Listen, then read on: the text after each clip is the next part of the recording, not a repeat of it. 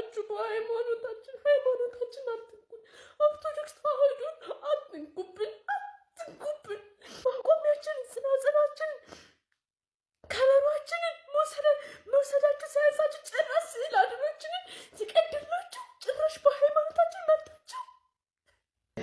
ኢትዮጵያን ወደ ኋላ ይዟት የጠፋ ያማራ ኦርቶዶክስ በተለይ አህያ አንዳዛ በየከተማው ብታዩ አህያ ደግሞ ብታዩ አይለቅ።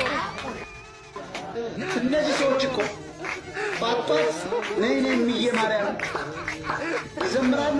ከሰዓት አህያ በለው ይቀጥላል። ደግሞ